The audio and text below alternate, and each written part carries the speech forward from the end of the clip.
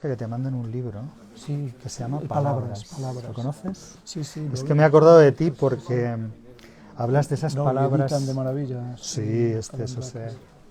Este es para ti. Uy, qué bien. Este sí que no aparece en ningún lado. Es un incunable. que decía Gómez de la Serna. Incunable son los libros que no se pueden leer en la cuna, ¿no? Muy bueno. Gómez de la Serna siempre te lo ocurre. Voy a apuntar aquí, es Ramón. Pues estamos. Buenas tardes.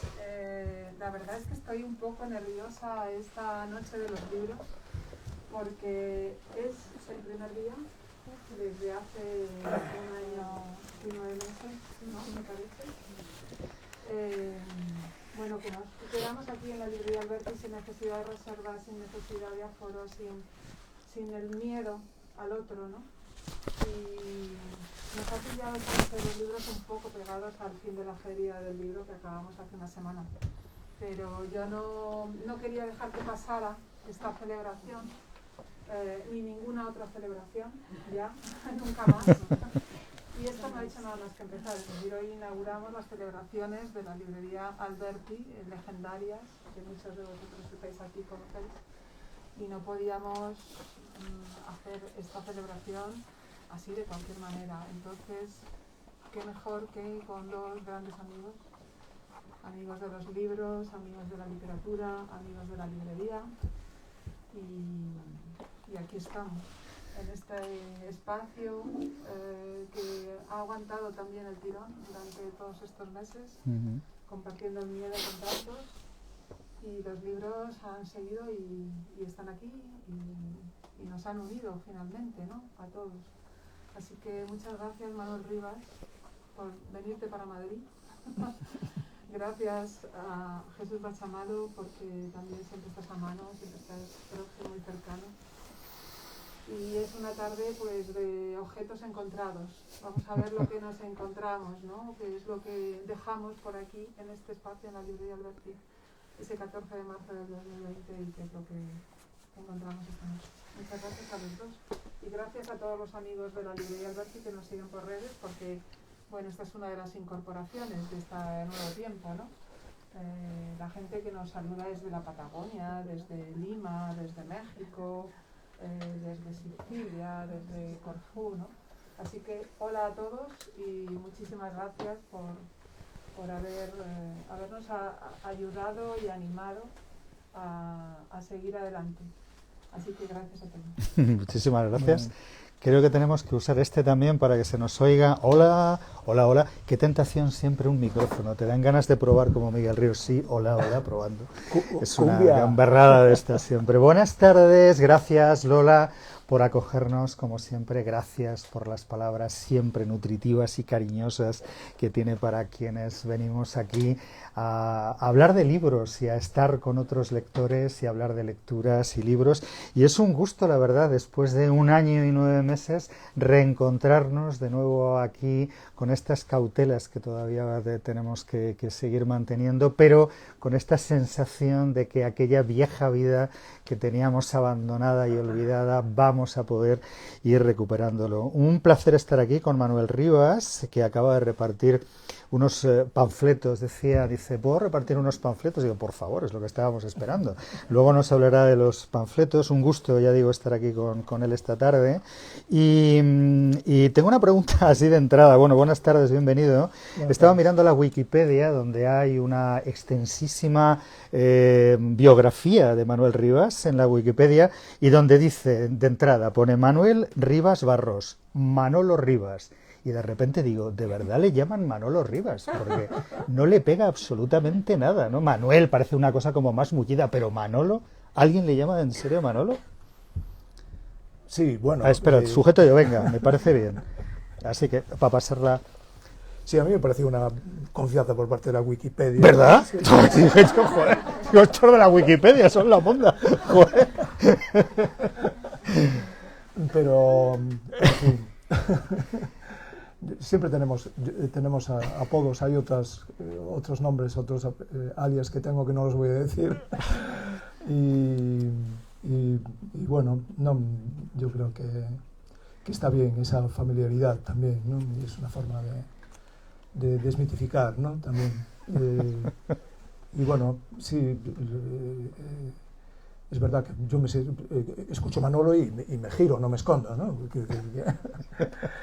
Y está bien, yo creo que hablábamos de qué cosas nos íbamos a reencontrar hoy, ¿no?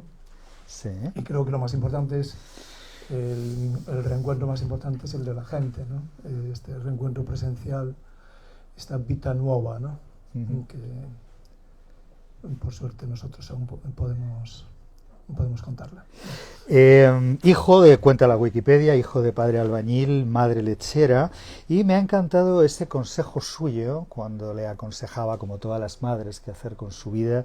Le dijo: trabaja, búscate un trabajo, Manuel, búscate un trabajo, hijo, donde no te mojes. Y me encantó, porque va y se hace periodista, que es uno de los sitios donde uno más se moja y donde más húmedo está el resto de su vida, ¿no? Sí, recuerdo perfectamente, digamos, ese momento, ¿no? Un momento de invierno.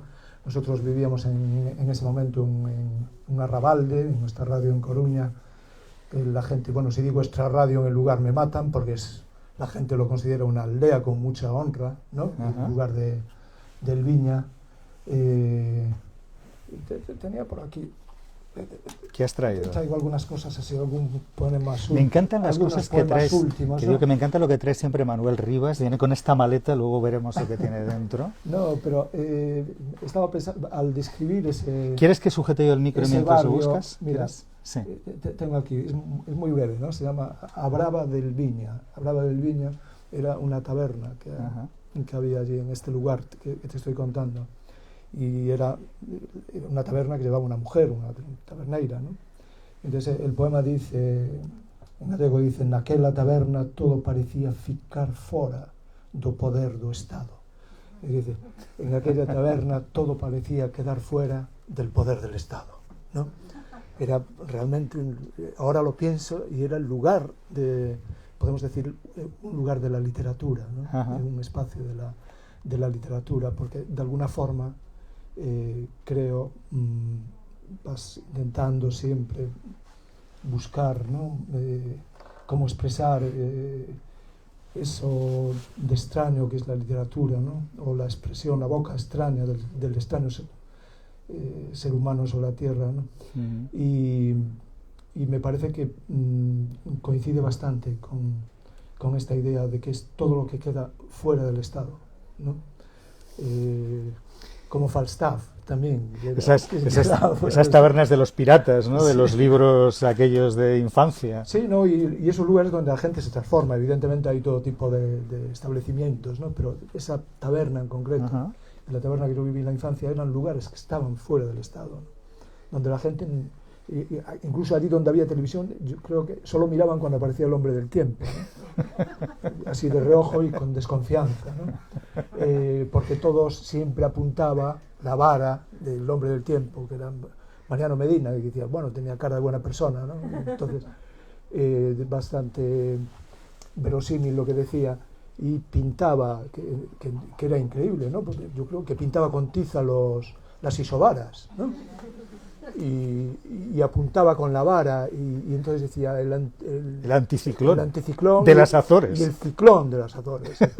Y entonces todos notamos que aquella vara nos estaba justo dando aquí, ¿no? Estaba golpeando, pero bueno, vuelvo rápido a no mojarse, esa profesión, que efectivamente, bueno, los inviernos duraban mucho. Eso también se puede explicar con una imagen bíblica, ¿no? De cuando en el diluvio dicen 40 días y 40 noches, era algo que resultaba, eso sí que no, resultaba inverosímil.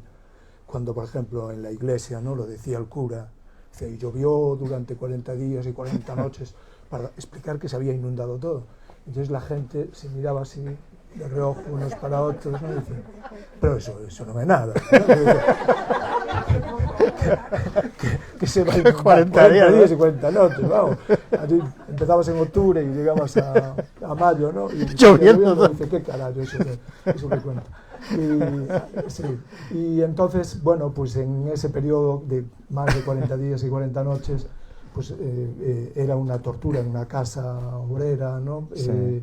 Había una cocina, lo que llamamos allí cocina económica, de hierro, también bilbaína le llamaban, pero bueno, le llamaban cocina económica, y era el lugar donde se tendía la ropa encima para salir de apuros en esos largos ciclones, ¿no? Y entonces uno de los días, porque claro, mi padre llegaba de la obra, llegaba con barro, y no había forma de reciclar todo eso, claro. No había tanta...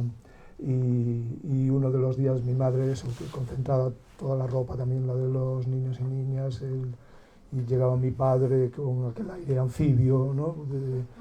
Y lleno de barro y tal, entonces había que lavar y colgar aquello, y un día me dijo ese mandamiento, ¿no? Ahí sí que veías donde habla la boca de la literatura, ¿no? Cuando en esos momentos en que a mi madre le chispeaban los ojos y decía, ahora va a hablar la boca de la literatura. Busca, lo pienso, ¿no? Entonces decía, busca un trabajo donde no te molles, ¿no? Cuando seas mejor, por favor, busca un trabajo donde no te mojes. Y lo busqué, pero me mojé muchísimo. Ya te digo. Oye, cómo me gusta, tiene un don, hay que reconocer, Manuel Rivas, tiene un don para contar historias, para embaucarnos, embelesarnos con estas descripciones, con estas maneras de ajustar las palabras, hablar de los entornos, de las cosas que suceden. Y luego vamos a hablar de eso, pero sí quería que nos hablaras de esa experiencia con 15 años en que empieza a trabajar en un periódico. Como meritorio, explican, dice, bueno, claro, imagina, ¿qué hacía un chaval de 15 años en un periódico? Cuéntanos de esa experiencia y háblanos, voy a juntar las preguntas de dos en dos, porque si no nos va a dar tiempo a recoger todo. Háblanos de esa pasión tuya por la sala de máquinas, las imprentas, las letras, las linotipias, aquellos linotipistas que siempre cuentas que tenían un frasco de leche al lado para compensar el efecto nocivo y venenoso del plomo en las imprentas. Háblanos de aquel chaval y de esas máquinas y de ese prodigio de ver las palabras cómo se formaban. Yo lo que quería era ser escritor, ¿no? Bueno, en el instituto hacíamos una revista que después finalmente se suspendió, fue el primer episodio de censura que vivimos. Eso sí, el director nos convocó a quienes hacíamos esa revista y nos miró y nos dijo, es por vuestro bien. Entonces entendimos el mensaje, no sé qué. Tiempo después nos hizo la confidencia de que había tenido una visita de la brigada político-social y tal, ¿no? Porque, bueno, era una revista, yo creo que muy inocente, pero entrevistábamos a gente, digamos, no conveniente, ¿no? Hacíamos gente de la cultura, de un escritor y dibujante cómico que era genial, que se llama Chichi Campos y que era realmente... No, era un tipo de humor amoratado, como el del movimiento Pánico, ¿no? Y bueno, quedó en el camino, fue de esa gente extraordinaria que se quedó en el camino muy joven, ¿no? Bueno, entonces teníamos esa experiencia, yo quería ser escritor, pensé que el único camino para ser escritor en mis condiciones, pues tenía que buscarme la vida, buscar un trabajo, y que ese trabajo, por lo que veía, que estaba Cunqueiro, Blanco Amor, todo el mundo había trabajado en el periodismo, ¿no? Era el camino posible. Encontré algunas personas que me aconsejaron. Una de ellas, Toño, pues trabajaba en un periódico, el Ideal Gallego, y dijo, bueno, en este momento yo creo que necesitan gente para recados, ¿no? Que si te presentas allí, seguramente no cobrarás y todo eso, pero bueno, hay esa posibilidad. Y bueno, yo... Inmediatamente que me cuenta eso, al salir del instituto voy al Ideal Gallego, que entonces los periódicos estaban en el centro, estaban en las ciudades, sí. entraba gente. Yo acuerdo que ese día que fui entraba un grupo de mariscadoras porque iban a protestar porque no sé qué información y tal, pero había un ambiente, ¿no? realmente se escuchaban voces, estaba lleno de humo, ¿no? Las propias máquinas de escribir tenían un cenicero incorporado, soldado de hierro, ¿no? Y después, además, de las primeras cosas en que me fijé, bueno, yo ya ves que voy un poco como la ardilla, ¿no? Así Pero nos encanta. Una de las primeras cosas que me fijé es que cada periodista, digamos, de los veteranos, de los que tenían mesa, despacho, y tenían puesto, digamos, posición, ¿no? Habían tomado posesión ya, y cada uno fumaba. La columna de humo era diferente. Yo creo que tenía que ver con la ideología, ¿no? Así con el matiz y el estilo. Posiblemente. El estilo de escribir, ¿no? Porque los había más rápidos, más lentos y tal. Pero, bueno, lo digo porque una de las primeras cosas, ya antes de pedir si podría tener algún hueco por allí, me di cuenta que lo que tenía que hacer era fumar, cosa que no hacía. Entonces dije, lástima no tener el paquete de Ducats, tenía que ser tabaco duro, ¿no? Bueno, la cuestión es que encontré un ángel, una ángel allí, que era una secretaria, y que yo llevé, digamos, mis credenciales eran unos poemas. Ajá. Por eso siempre ando con poemas, porque hasta ahora, más o menos. Nunca se sabe uno dónde se va a tener que presentar. Claro. Y llevaba unos poemas y llevaba la cartilla de notas, ¿no? Así. Oye, me encanta. Llegan al periódico. Era el pasaporte. He aprobado todo. Claro. Me ha ido un poco regular en ¿qué se nos daba? ¿Qué se nos daba regular? Eran notas muy buenas. Ah, fenomenal. Sí, a mí me daba un poco de vergüenza. Matemáticas, química también. En el barrio mostrar aquello. Y entonces me dijo, bueno, vuelve por aquí dentro de unos días a ver. Y yo dentro de unos días volví a los 2 días, no dejé pasar más. Y entonces me dijeron, bueno, puedes quedar por aquí. Esa fue la forma que yo creo que hoy sería muy difícil, ¿no? Muy imposible, salvo medios alternativos, ¿no? De que te pueda pasar algo así, ¿no? Y entonces realmente ejercí lo que es el ser periodista, ser mensajero, ¿no? Porque mi primer trabajo era ir a buscar las noticias. Uno de los medios porque llevaban las noticias que eran tan importantes, noticias comarcales, porque además el periódico estaba estructurado así por comarcas, ¿no? Y venían en los coches de línea, en sobres, la mayoría. Había algunas noticias que se pasaban por teléfono, pero ahí la consigna es que tenía que ser algo grave, ¿no? Si no había un muerto, por lo menos, yo qué sé, un herido grave o que hiciera, sí, ¿no? En el coche de línea. Sí, o que hiciera acto de presencia alguna autoridad que había que notificarlo, ¿no? Y si no, pues ibas allí a los coches, no había estación de autobuses, paraban en sitios distintos y hacía un recorrido, un mapa por la ciudad y tal. Bueno, lo que pasó fue que empecé así. Había tenido la buena idea de aprender a escribir a máquina sin mirar, en una academia que fue de estas cosas también que te quedan para siempre y que asocias a la escritura, ¿no? Se llamaba la Rosa Taquigráfica. Y la Rosa Taquigráfica existía. Era una chica que te enseñaba mecanografía y bueno, al principio lo hacías mal adrede para que viniera ella con las manos y te las colocara, ¿no? Te colocaba las manos así con suavidad. Pero llegó un momento que no podías ser tan malo, ¿no? Reclamar tanto la atención, había que repartir a la Rosa Taquigráfica. Y yo estaba fascinado con aquella. Creo que si en algún momento escribo algo bueno, tiene que ver también por las manos de la Rosa Taquigráfica que están ahí. Que todavía ha dejado algo de su influencia. Sí, es verdad, el tacto, ¿no?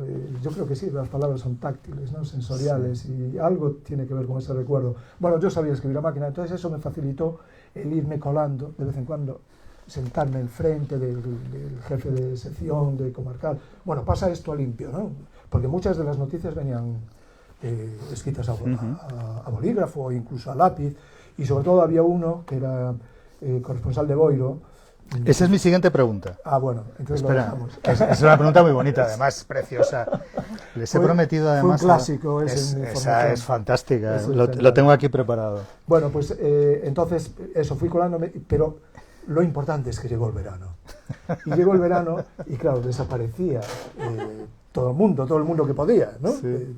Desaparecía. Solo quedaba uno, que era Ezequiel Pérez Montes, que entrevistaba, tiene el récord porque tituló el periódico en primera página, dice, Ezequiel Pérez Montes, el periodista era el titular, entrevista a 14 ministros. 14 ministros de Franco, ¿no? Y bueno, las entrevistas eran, ¿qué tal usted? Muy bien, en La Coruña se come muy bien, gracias por venir y tal. Pero eran 14 entrevistas de 14 ministros, ¿no? Y era alucinante. Pero bueno, Ezequiel quedaba allí como un clavo, estaba con sus ministros, con sus tal, con Meirás, no sé qué tal. Pero no que el resto procuraba desaparecer, mucha gente era además de otros lugares y de tal, ¿no? Y claro, ahí dice, oye, este chaval seguro que hace muy bien la crónica de sucesos. Pues, hombre, pues la crónica portuaria se le da porque mira, que le gustan los barcos, ¿verdad, Manolo? Sí, me gustan mucho los barcos. Bueno, te quiero decir que yo trabajaba como en los ingenios azucareros cubanos, 16 horas, así por lo menos, pero había tomado posesión, ¿no? Y uno de los encargos más que me hizo pensar mucho sobre la ética periodística por primera vez fue hacer el horóscopo. Porque al principio me pareció que, digo, esto está chupado, ¿no? Es decir, yo nunca leí el horóscopo, de vez en cuando miraba por encima y digo, bueno, el horóscopo y tal. Pero una cosa es decirlo y otra ponerse el compromiso. Yo me di cuenta de lo que era el compromiso de escribir con el horóscopo.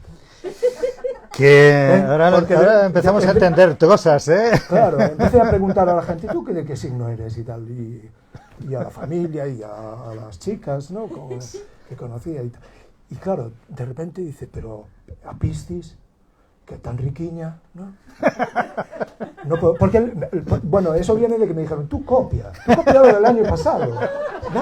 Nadie protestó nunca. Y efectivamente, ibas a 2 meses, se repetían el año, ¿no? Era como los discursos del 18 de julio, que repetían las páginas. Cogían las páginas, fuera coñas, y se utilizaban las mismas páginas desde hace... Has dicho coñas, te lo digo porque son todavía menos 25, estamos en hora infantil. Oye, varias cosas, que estoy aquí, no hemos hablado todavía de las máquinas, de la sala de máquinas, pero varias cosas que tengo que comentar, que te van a encantar además. Una, dice, habíamos hecho en la revista unas cosas no convenientes. Hay que ver la cantidad de cosas no convenientes que hemos hecho toda la vida. Somos una generación de cosas inconvenientes todo el tiempo, ¿no? Las mejores. Me ha encantado el don de la esta, oye, lo de fumar, cierto, o sea, fumar y beber, como eran esos periódicos de antaño. Y luego me encanta lo de escribir a máquina, porque todas nuestras madres siempre requirieron de nosotros un futuro de gran lujo, ¿no? Entonces nos mandaban a escribir a máquina porque decían, esto te va a servir para el banco ese en el que vas a trabajar, para todas estas cosas. Yo también hice un curso de mecanografía, un día echamos una carrera a ver cómo nos va con el método ciego, pero claro, la mía era la Academia Caballero, nada que ver con Rosa, por favor, o sea, venía un tiarrón, hola, soy el señor Caballero, espere que le coloco las manos y tal. Claro, bueno, no pero eso también crea estilo, ¿eh? Eso también es otro estilo. Otro estilo, va a parar, vamos. Pero heavy, ¿no? Oye, cuéntanos, voy a adelantarlo. La historia en cuestión va de un corresponsal que escribía con papel de calco. Oye, nos encanta cómo nos hemos reído todos con Mariano Medina, lo que demuestra que tenemos todos una edad muy mala. Porque, o sea, eso es el paso. Bueno, estamos estupendos, vamos. Que digo que eso es memoria. Que digo, el papel de calco. Había un periodista que escribía los textos en papel de calco. Entonces, claro, resulta que la primera copia se leía perfectamente, la segunda regular, la tercera menos, la cuarta prácticamente no se veía nada y la quinta apenas se distinguían 3 o 4 palabras. Y un día le dijeron a Manuel Rivas, si lo estoy explicando bien, Manuel Rivas, solamente se ven 5 palabras que eran, bueno, ahora nos lo cuenta, dice, reescríbelo. Y fue, claro, es maravilloso porque es el primer texto que publica, o sea, te digo, a partir de 5 palabras de un tipo, cuéntanos la historia, porque me pareció maravillosa. Sí, bueno, eran tantas copias porque él era, claro, ningún periódico le pagaba nada, entonces él, digamos, en muchos casos el corresponsal, pues, digamos que era el aliciente ante la gente de que eras alguien, digamos, en el lugar, con que podía tener cierta influencia, ¿no? Y entonces este hombre era corresponsal de los 7 periódicos, digamos, de los principales para toda Galicia, ¿no? Y mandaba la misma crónica, y nadie le decía nada, ¿no? Salvo que pasara algo, entonces iría un periodista y tal. Bueno, entonces, efectivamente, cuando tenías que trabajar con corregir la segunda o la tercera, pues te tirabas para adelante, no había problema. Pero una vez que fue cuando Guimarães, que era este jefe de sección, que fue el primero que me sentó delante y me pasaba papeles de estos escritos a mano para que yo los mecanografiara y de tal, ¿no? Y era como los periodistas estos que aparecen en las películas de John Ford, ¿no? Del oeste. Este hombre, Guimarães, tenía los manguitos y la visera, ¿no? Y parecía que de un momento a otro íbamos a despegar en la mesa. O que llegaba la diligencia o algo así, ¿no? Entonces me pasa esto y dice, a ver, ¿qué puedes hacer con esto? Y yo veo, y empiezo a mirar y dice, pero solo había 3, 4 palabras, ¿sí? Patata gigante fue la clave, patata gigante. Entonces ya conecté, porque yo iba conociendo a Muce, ¿no? También vas profundizando, digamos, en los clásicos, ¿no? Y entonces tenía un poco las coordenadas del mundo, de las noticias. Y entonces, patata gigante, campesino, hallazgo, bueno, algo que ponía. Dije, bueno, está claro, ¿no?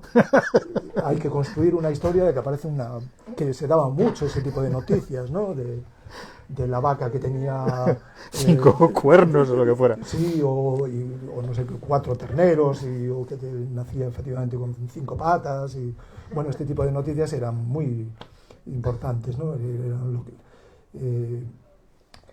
eso, actuaban como alicientes, ¿no? Así de tal, y que se comentaba mucho. Bueno, entonces era el periodismo circense, ¿no? Así, tal.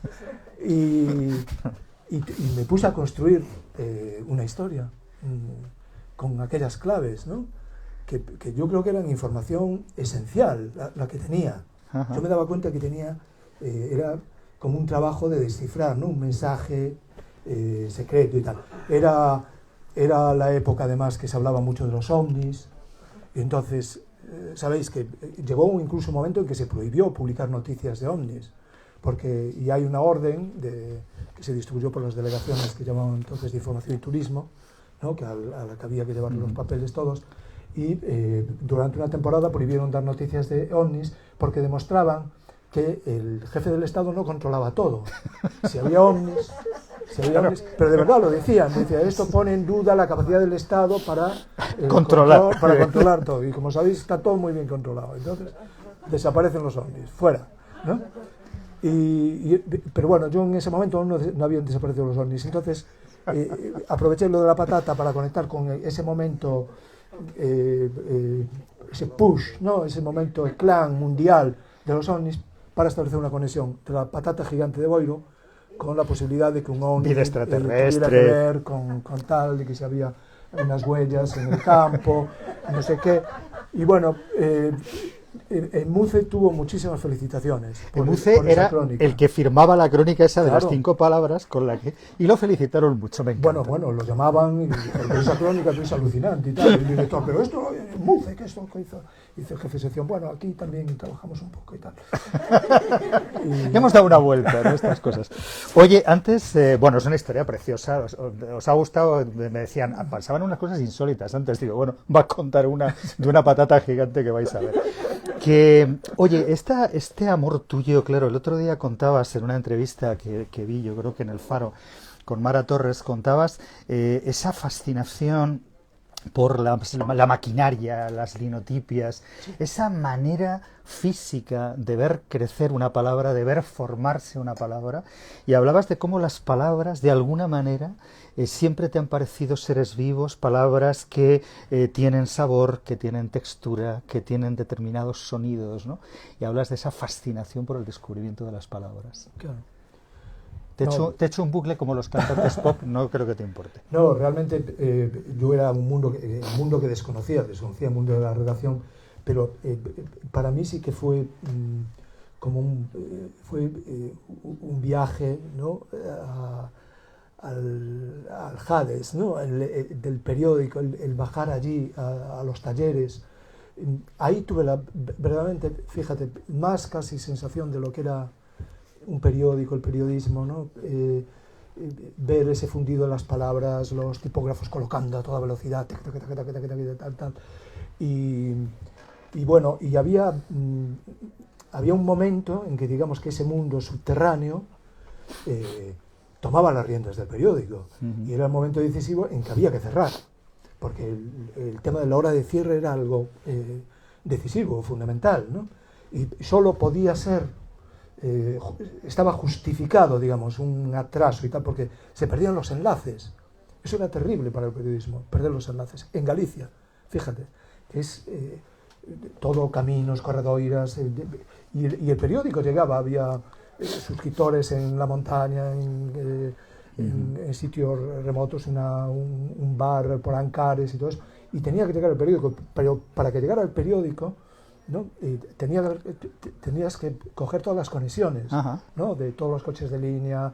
Después había alguien que a veces llevaba pues a caballo a tal sitio, en la feria lo recogía no sé quién y tal. Yo creo que sería maravilloso reconstruir, ¿no? ese camino, ¿no? del periódico hasta que llegaba a las manos, ¿no? de quienes lo abrían, ¿no? Realmente era lo que decía Brecht, ¿no? Que era el libro del pueblo, ¿no? El periódico, en ese sentido, ¿no?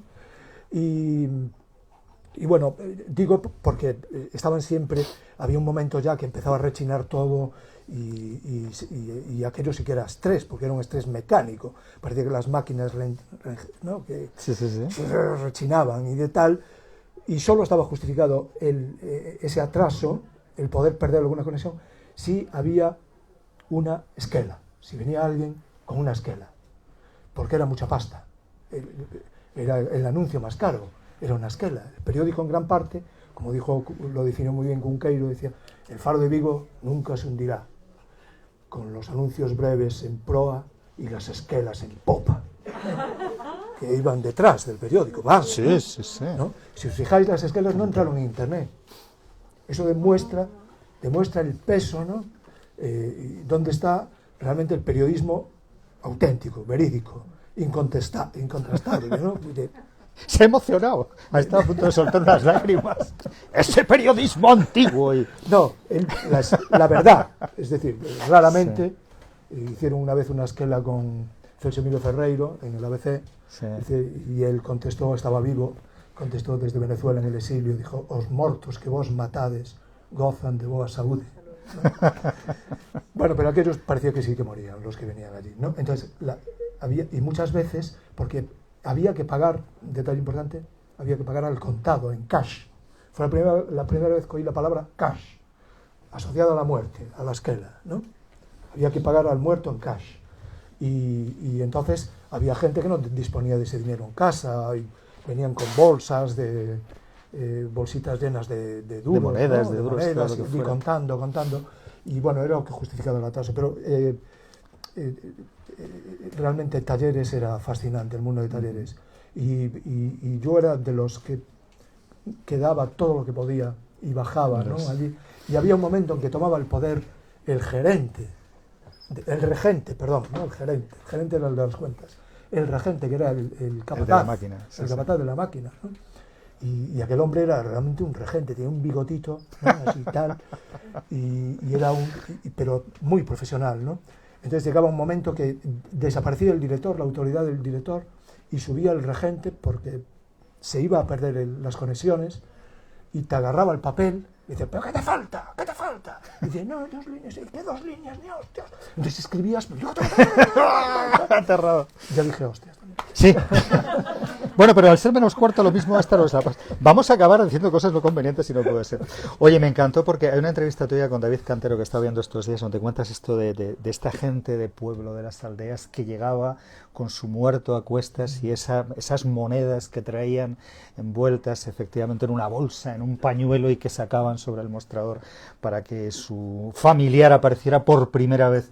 No, y pensando, ¿sabes? Yo recuerdo el momento de la mirada. Me fijaba, llegó un momento que era importante, eso era lo que pasaba en la noche, y de repente aparecía la noticia, de verdad, alguien se había muerto, Y esas personas, cuando le preguntaban ¿de cuántos módulos quiere la esquela?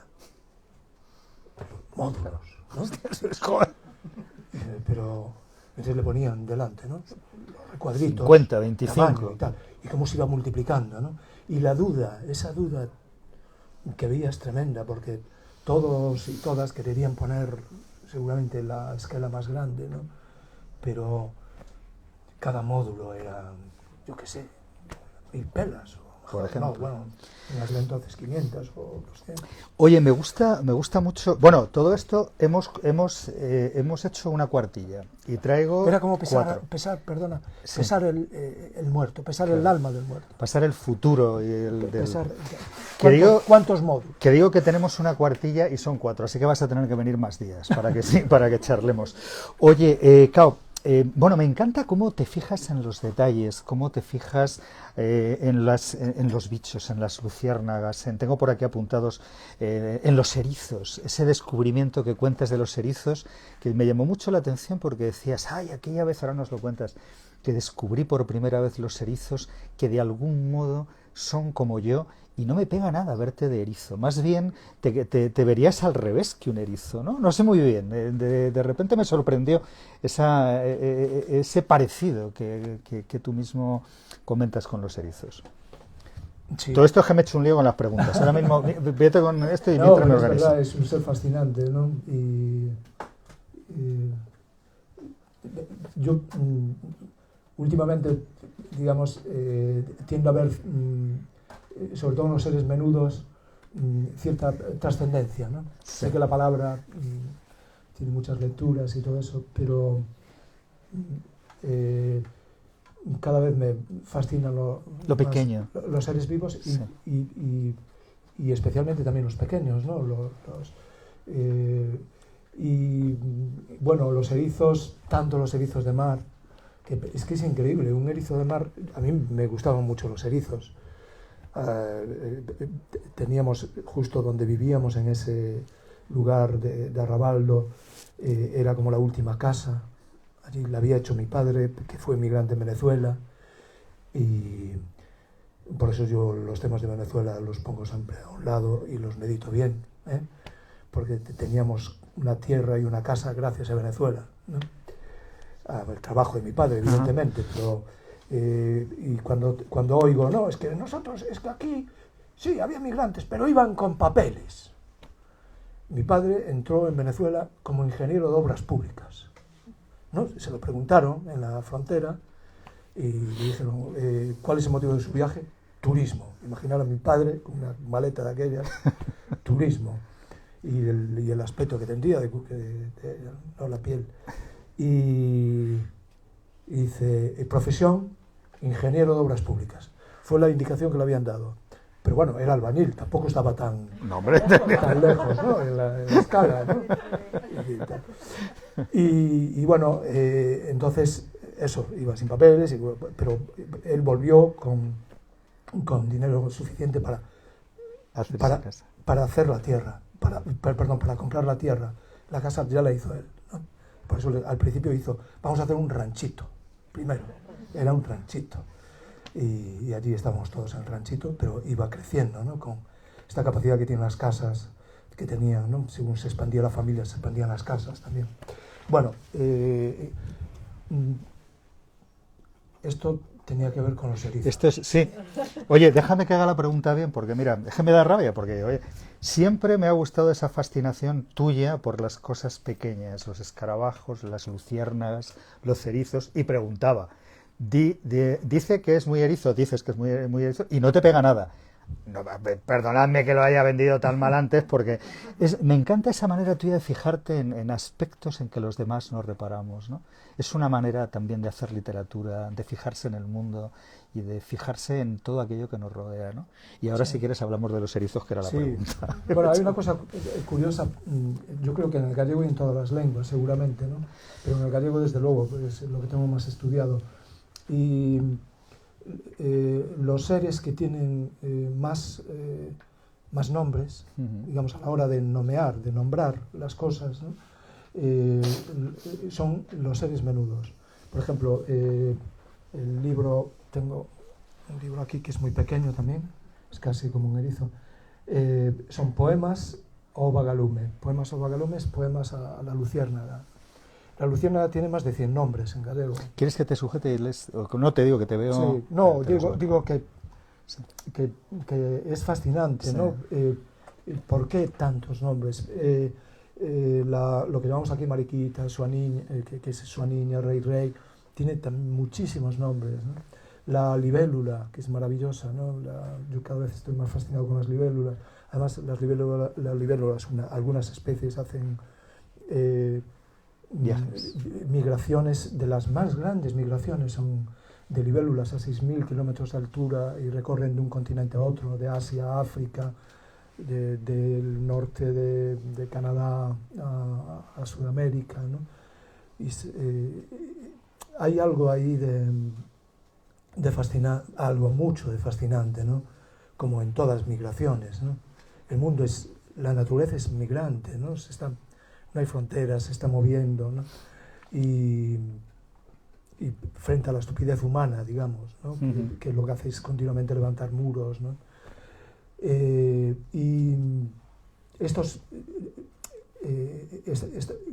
A veces cuanto más pequeño es el ser, también más misterioso, más dosis de misterio contiene, ¿no?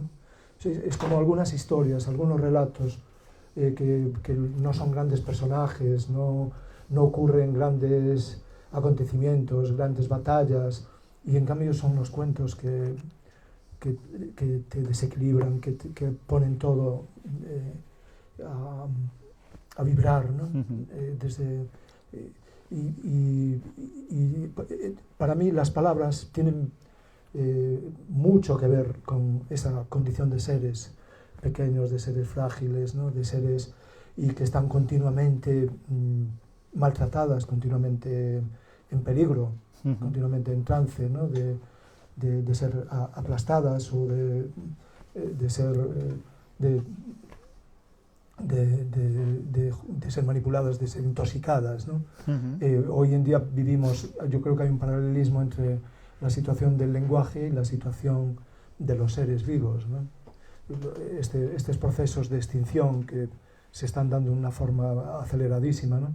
Pasolini escribió en los años 70 escribió un artículo que se titulaba La extinción de las luciérnagas.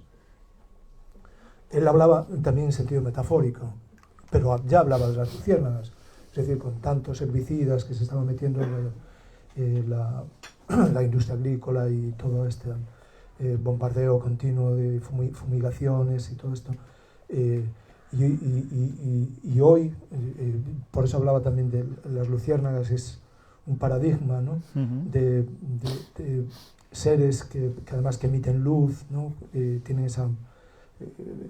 es fácil darle esa condición de cuerpo de palabra, ¿no?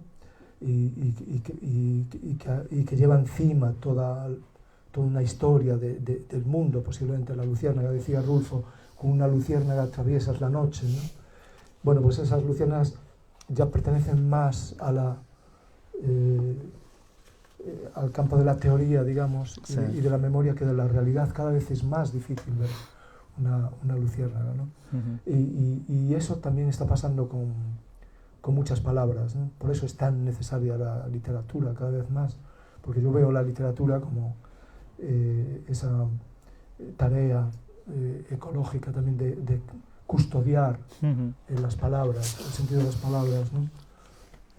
Me encanta porque es una de las peores preguntas que he hecho en mi vida, pero al final la respuesta la ha justificado perfectamente, porque tiene, ya digo, algo que ver con ese mundo tuyo de la literatura, los libros, la lectura. Siempre que le he escuchado habla de escritores, siempre cita, o con frecuencia, a Cunqueiro. Hemos dicho de Cunqueiro 3 veces, hemos citado a Rulfo 2, siempre habla de Rosalía, de Ramón, de Bertolt Brecht, de John Berger. ¿Cómo fue el descubrimiento de ese joven Manuel Rivas, Manolo, si es que le han llamado así alguna vez, el descubrimiento de los libros? Ha dicho que alguna vez un libro le ha cambiado la vida y me gustaría que nos contaras sobre tus lecturas, el descubrimiento de los libros, de la literatura, esas lecturas que todos hemos hecho en casa por la noche con la linterna escondidos, que imagino que también compartías. ¿Cómo fue? Sí. bueno, era una casa que no había libros. Es verdad que había periódico, ¿no? A diferencia de otras muchas casas del barrio, ¿no? Y cumplía esa función un poco el periódico que decía antes de Brecht, del libro del pueblo, ¿no? Porque, bueno, pues veíamos a mis padres muy interesados en cuanto podían, según el horario, y allí se quedaban ensimismados, ¿no? Allí leyendo lo que estaba pasando, pero no había libros, y yo recuerdo que el primer libro que no fuera escolar, digamos, la enciclopedia, la enciclopedia, yo creo que hoy seguramente la recordamos como, yo recuerdo, porque vas también, digamos, la memoria también tiene su estrategia y va transformando aquella enciclopedia Álvarez, ¿no? Porque nosotros estábamos en una escuela en la que estábamos todas las edades, digamos, y prácticamente empezabas con la enciclopedia Álvarez y acababas con la enciclopedia Álvarez, ¿no? Quiero decir que en el periodo de enseñanza primaria, ¿no? Era una escuela pública que se llamaba el Catecismo, y bueno, también podía contar allí muchas cosas, ¿no? Sobre esa escuela, porque sí que fue un lugar, un taller para mí de vida y la literatura. Pero bueno, la memoria, eso, bueno, recuerdas, yo recuerdo lo que leías en la enciclopedia Álvarez, y llega un momento que transformas todo eso y se convierte que eran a veces cosas tremendas, bueno, todas las referidas a lo que era el poder, ¿no? Y la historia, el imperio, y los caballos, aquello, los generales. Pero claro, llega un momento que transformas eso y vas, ¿no? Por ejemplo, cuando el maestro, ¿no? Leyendo la enciclopedia y tal, nos decía porque España volvía a ser un imperio, no un imperio, ¿no? Volvió a ser un imperio, y hubo un tiempo en que en el imperio español no se ponía nunca el sol, la famosa frase, no se ponía nunca el sol. Y ahí volvemos al tema meteorológico, porque claro, levantabas la cabeza y bueno, unas risas. Si no llovía, entraba un viento, porque además siempre faltaban algunos ventanucos, ¿no? Sí.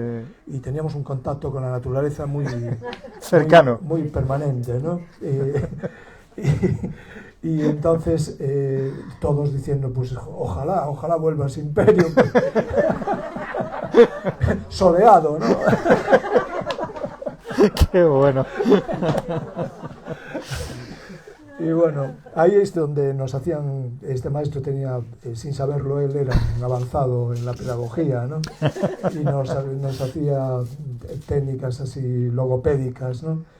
Dirigidas fundamentalmente a eliminar ese lastre que llamaban el gallego, ¿no? Ajá. Que era algo que nos perjudicaba, que era un problema que teníamos que resolver, ¿no? Y entonces había una serie de frases al principio de la clase, algunos días, del estilo, a mí la que me parece que fue eso, digamos, el tope en la boca de la literatura, era la de decir, los pájaros de Guadalajara tienen la garganta llena de trigo, ¿no? Porque era, oye, aquello era tela, era duro.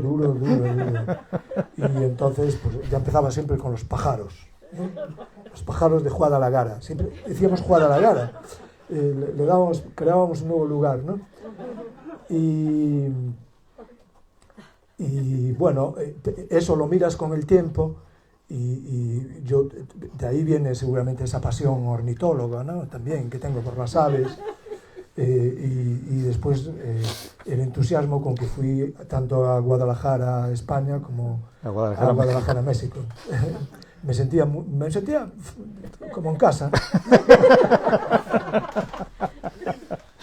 Oye, que estamos consumiendo, son las 8 y por cortesía terminamos en 5 minutos, y me salto muchas cosas, pero hay 2 o 3 que me interesan, ¿no? Su manera de trabajar, porque tienes que escribir a mano forzosamente, ¿no?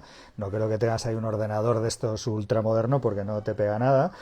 Quería que nos hablaras del mar y quería que nos hablaras de la maleta. Ha venido con esta maleta que siempre trae encima. Cada vez que nos hemos encontrado, siempre me quedo con las ganas de registrar la maleta de Manuel Rivas, o que nos indique algunos contenidos confesables aquí de cara al auditorio, porque claro, siempre lleva papeles, libros, notas, cuadernos, unos cuadernos absolutamente prodigiosos. ¿Sigues haciendo cuadernos prodigiosos o estoy vendiendo algo que ha pasado? Está buscando, ¿no? Sí, no, los cuadernos cada vez más prodigiosos. Vamos a ver, te lo voy a pasar. Y luego tengo una última pregunta. Toma. Son la Biblia, ya. Hombre, por favor. Los cuadernos de Manuel Rivas, por favor, llenos de hojas, cosas recortadas. Sí, se van convirtiendo... bueno, es un descubrimiento fascinante el cuaderno, ¿no? A mí, en la historia, ¿no?, de la escritura, hay un momento también maravilloso que eran los cuadernos de cera, ¿no? Que realmente a mí me gustaría tener uno. Bueno, vi algo parecido porque conocí a un poeta saharaui, ya un poeta mayor, y él seguía trabajando, encerando tablas, tablas que llegaban, que le traían a veces del mar, que arrojaba al mar en la costa. Él estaba en Tinduf, pero le llegaban tablas que echaba al mar, así lisadas por el mar, ¿no? Trabajadas por el mar. Él las cubría de cera y me enseñaba, ¿no?, los poemas esos, y después borraba, que me parece de una generosidad extraordinaria, ¿no? Digamos, esa idea de leía el poema y después, para seguir escribiendo, lo borraba y volvía a utilizar, ¿no? Como si tuvieras, como las cartas de los emigrantes también en cierta época eran así, pues el papel era caro, había poco papel. Y yo tengo así amigas, por ejemplo, en Inglaterra, de la migración de los años 60, y siguen escribiendo igual. Te cogen una postal y empiezan a escribir pequeñito, y van rodeando todo. Y es un trabajo caligráfico maravilloso, porque mantienen esa idea de que el papel es caro, hay que aprovecharlo, ¿no? Y a mí pero bueno, hablaba de esos cuadernos encerados que debían ser también un objeto maravilloso, ¿no? Que tenían tablillas, que estaban también... con una anilla, trenzadas, con una anilla y tal, y que se escribían obras, ¿no? Esa idea, ¿no?, de que puedes escribir algo trascendente, pero y algo maravilloso y extraordinario, pero que se queda en el aire, ¿no? Yo estoy convencido que aquello que se borra, que se dice, que se escribe, forma parte, ¿no?, de una especie de red invisible, y si fuera visible nos cegaría, ¿no? Pero todos esos hilos que como la araña y como los gusanos de seda, ¿no? Yo creo que los seres humanos, a través del lenguaje, también tenemos esos hilos, ¿no?, con más o menos calidad, ¿no?, más o menos intensidad o más o menos brillo, ¿no? Pero están ahí, van quedando ahí, ¿no? Y hay momentos que se oyen. Me preguntabas del mar, porque el mar para mí pues es el mar, ¿no? Pero el mar. Es también un espacio, digamos, que es la metáfora más fuerte, ¿no?, de la vida. Y yo creo que lo puedo expresar, si me permites. Claro. Tengo aquí un cuaderno poético que está inédito. Bueno, estas son ¿ves cómo sigo escribiendo por aquí a mano? Vamos a enseñarlo para que lo vean. Bueno, sigue escribiendo a mano, tranquilidad, no ha sucumbido. No, está hecho. Y a máquina de maravilla. Está hecho en cuadernos, pero después lo imprimí, ¿no? Te lo pongo aquí. Y es, vamos a ver. Te ayudo, espera. Yo creo que es este, sí. Voy a ir traduciendo. Ahora de dormir fora. Dormir fora es una expresión, un dicho, un proverbio gallego que expresa, es la hora de final. Cuando se dice, no, en el habla popular se dice, alguien foi dormir fora. Es que se despidió de la vida, ¿no? De alguna forma. A mí me gusta mucho esa expresión, ¿no? Bueno, me parece que es muy fuerte. Entonces dice, no, eu non quería morrer. No, yo no quería morir. Es cierto lo que dice la lápida. Yo no quería morir. Nunca me interesó esa experiencia del más allá, ni siquiera los manzanos de Avalon. Preferible una excursión a Valencia do Miño, ida y vuelta en el día, con el regalo de un juego de cuchillos. Yo era feliz oyendo el silbido inmortal del afilador, y era feliz abriendo el buzón cada mañana. Nadie manda ya cartas, pero algo siempre hay. Esa alegría de la publicidad barata. El Lidl anuncia una cinta métrica con telémetro láser. Lo feliz que yo era sabiendo las medidas de ríos y montañas. Mucho me ayudó eso a vender enciclopedias. ¿Cuánto mide el ecuador de la Tierra? Los padres miraban al hijo en aquel estupor familiar de no saber, y yo percibía la esperanza. Yo era feliz con los 40.075 kilómetros de perímetro terrestre, los 8.849 metros de altura del Everest y los 6.650 kilómetros de la longitud del Nilo.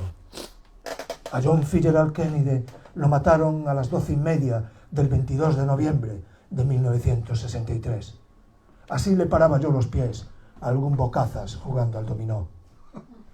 Yo era feliz jugando al dominó en el café de la barra. Como Sun Tzu, me mantenía impenetrable y oscuro, pero cuando movía ficha, caía como un relámpago. Yo era feliz viendo los relámpagos en la noche alrededor de la torre del faro. Y era muy feliz mirando al mar, en la rompiente del Orzán. El mar da de todo. Incluso da que pensar. Yo, como el mar, no quería morir. Bueno, qué maravilla, qué suerte hemos tenido, y es una de las añagazas clásicas de Manuel Rivas para no contar lo que tiene la maleta, en realidad. Tenía apuntadas muchas más cosas. El escritor te permite ser otras personas, cada uno tiene sus melancolías. Un buen titular es casi como el verso de un poema, que son cosas de las que podemos hablar cualquier otro día que nos encontramos.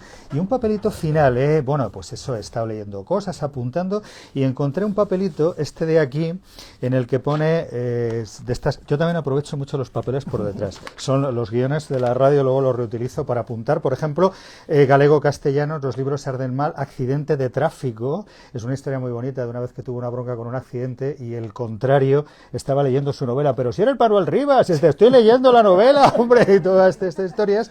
Madre, padre, y dice cocina, cine, nieta. ¿Tienes una nieta? Sí. Pero cuéntanos, por favor, ya llevamos aquí hablando de las palabras y las luciérnagas, y sí. Tiene una nieta, pero no, eso bueno. Eso sí que ya es una obra maestra, así que... Sí, es una... Estoy viviendo el momento fascinante justamente del nacer de las palabras, ¿no? Qué bien. Y del hablar, ¿no? Y sí, y también le gustan mucho los bichos pequeños.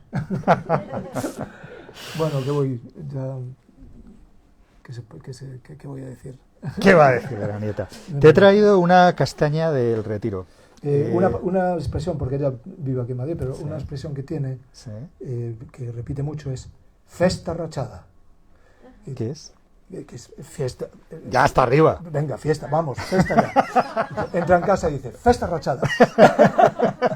Me encanta que tenga ese espíritu. Que Manuel Rivas, un gusto, como siempre, escucharte hablar, un gusto este mundo tuyo, lleno de palabras y de miradas prodigiosas, y te insistía en que te he traído una castaña del Retiro. Están todos los castaños del Retiro soltando en cuanto empieza a ser, bueno, ya a finales de agosto se ponen entusiasmados a tirar castañas como locos, y dicen que estas castañas traen suerte. Sí. Si te pregunta Cunqueiro, que decías que siempre Cunqueiro preguntaba, ¿es comestible? Dile que no se comen las castañas porque son castañas locas. Porque traen suerte. Muchísimas gracias a todos por acompañarnos, muchísimas gracias Manuel y felicidades por todo. Ha sido siempre, como siempre, un placer charlar y tenemos preguntas para la próxima vez que nos veamos. Muy bien, gracias. Muchísimas gracias a todos. Chao. Bueno, gracias Jesús. No, gracias a ti. Oye, qué maravilla tus cuadernos y todo eso. Bueno, pues... Mírate. Ha traído el libro de las libélulas.